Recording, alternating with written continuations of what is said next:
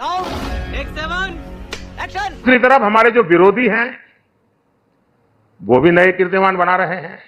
आज ही उन्होंने मोदी को 104वीं गाली दी है। औरंगजेब कहकर नवाजा गया है। मोदी की खोपड़ी उड़ाने का ऐलान किया गया है। देखा दोस्तों, हमारे साहब जी का मेहनत 18 घंटे काम करके बाकी 6 घंटे गालियों का हिसाब करने में करते हैं मेहनत। लगता है अब साहब जी भी सोते नहीं हैं, क्योंकि साहब जी बता रहे हैं कि आज ही उनके विरोधी लोग फिर से 104वीं गाली दिया है, औरंगजेब कहकर नवाजा गया है और साहब जी की खोपड़ी उड़ाने का ऐलान किया गया है। और गाली वाली बात तुरंत पहुँच जाती है साहब जी के कानों तक, लेकिन बेरोजगारों की आवाज, धरने पर बैठे लाखों किसानों की आवाज, धरने में बैठी पहलवान बेटियों की आवाज, महंगाई से जूझ रही जनता की आवाज साहब जी के कानों तक नहीं पहुंच पाती है। पता नहीं कहां कृपा अटक जाती है।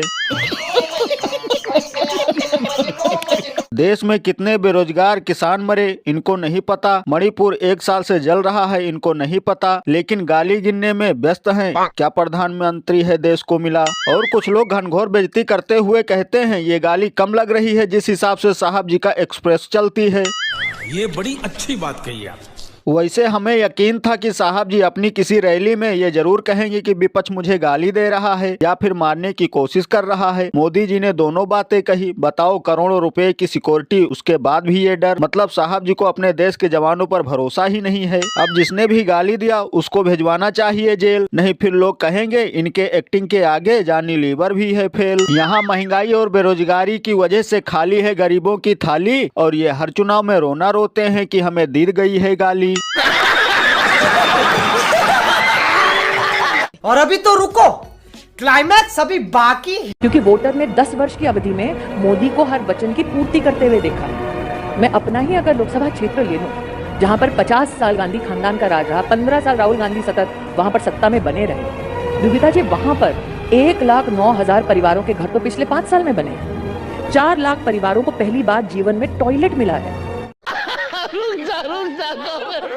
यह बात सही कहा सिलेंडर वाली चाची ने कि 1,09,000 लोगों को पहली बार पक्का घर मिला है, 4 लाख लोगों को टॉयलेट मिला है। लगता है इससे पहले लोग खुले आसमान में सोते थे और रहते थे और लोटा लेकर खेतों में हगने जाते थे।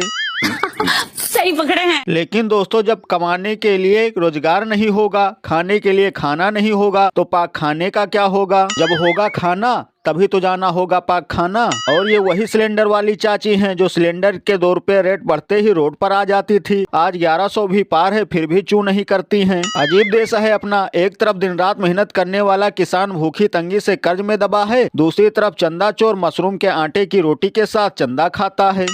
अरे बाप रे, ये तो धोती खोल रहा है। और जिस तरह से ये बता रही हैं, लगता है टॉयलेट से ही यूथ आगे बढ़ेंगे और रोजगार नौकरी के लिए टॉयलेट में ही बैठे रहना चाहिए। इससे देश का विकास होगा और अमेठी का भी जरूर विकास होगा। ये पहले ये खुद के वादे तो पूरा करें, 13 रुपए किलो चीनी का। और रही बात मोदी की, तो हमारे अभी 15 लाख बाकी हैं।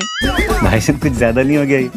मतलब कुछ भी। और दोस्तों, लोगों ने अभियान चला रखा है कि मोदी को आने नहीं देंगे और हमने भी मन में ठान लिया है जब तक 15 लाख हमारे मिल नहीं जाते हम मोदी को जाने नहीं देंगे। और खुद नंगा रहकर देश को कपड़ा पहनाए वो होता है महात्मा गांधी, और देश को नंगा करके दिन में 4 बार जो सूट बदले वो है जुमलों का आंधी।